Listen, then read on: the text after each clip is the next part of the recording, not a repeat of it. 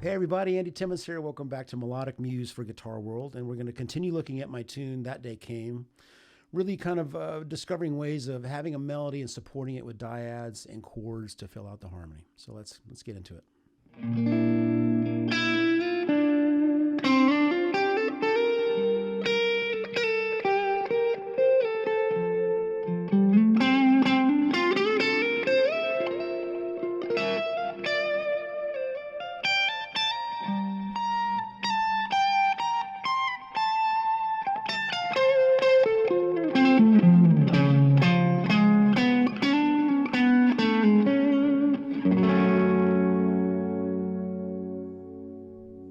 So now we're modulating into essentially F major at this point. There was a little common tone modulation after we get from that A major. I keep the E, it's still the melody on the top, but I move the rest of the triad up a half step. So that gives it a B flat Lydian sound. There's no major seventh in it, so essentially it could just be like a B flat 5, B flat 5. There's a regular B flat major triad. I'm just lowering that one voice. It's a really nice tension chord. Then I resolve it. So the melody,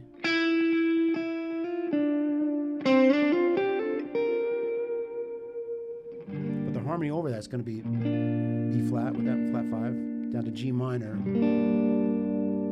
to F major. So by this point of the tune, my bassist Mike Dane is providing the root, so I don't necessarily always have to cover that. But what I do play this full chord here on that B flat Lydian, and then I voice lead up. Now again, choosing very carefully what finger I'm going to use and how I'm going to end up supporting that harmony. Which with the bass in there, I don't necessarily have to do it, but if I'm playing solo for you, I will add that root by. But even without that, once you hear this,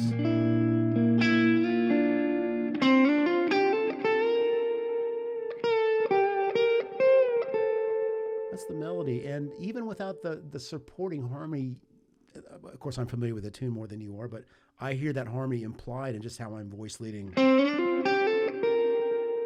Okay, but here for the purposes, because it's more of a solo piece right now, give it just the harmony. And all I needed was the root, because the melody is the third. So that's always going to give you the tonality, the sonority of that chord. That's all you need, man.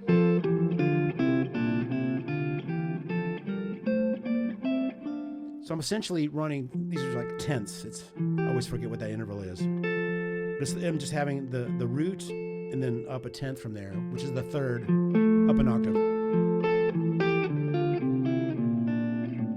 Good to work those out all over the neck, because that third is a beautiful.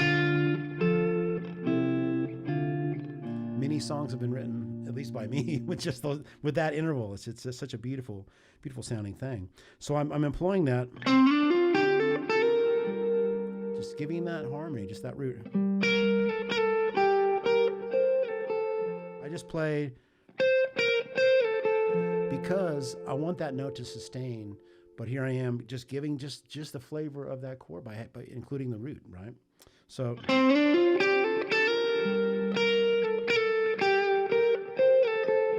just really just lightly kind of giving, because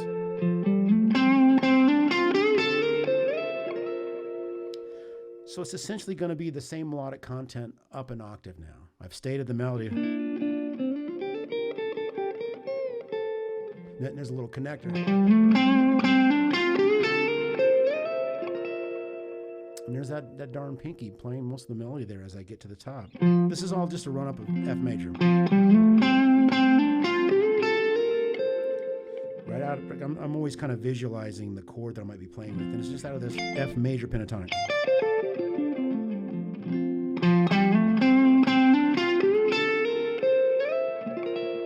Same chord as this. Now I'm just supporting the melody up here with only just the fifth and the root.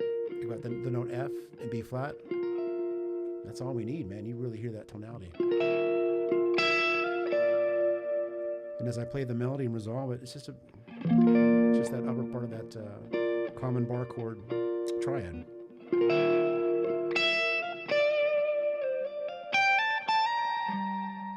Same melodies.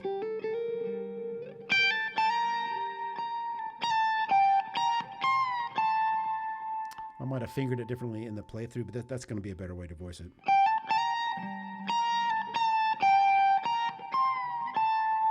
Now, the harmony at that point is F major, but I'm resolving to that melody note of A. And the next melodic content is really just an arpeggio, so I didn't really find it necessary to give the listener that sense of that root in there, yeah.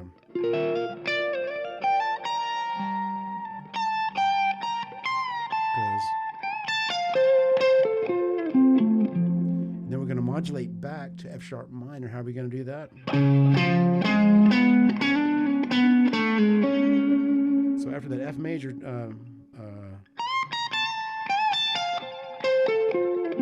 that's all just F major arpeggio. Down to C sharp, which is going to be the dominant chord, taking us back to, and I'm just arpeggiating that. But including the flat 9, which on a dominant chord, especially leading to minors, is one of my favorite sounds. And it leads melodically down to that C sharp, which is the 5th of the F sharp minor.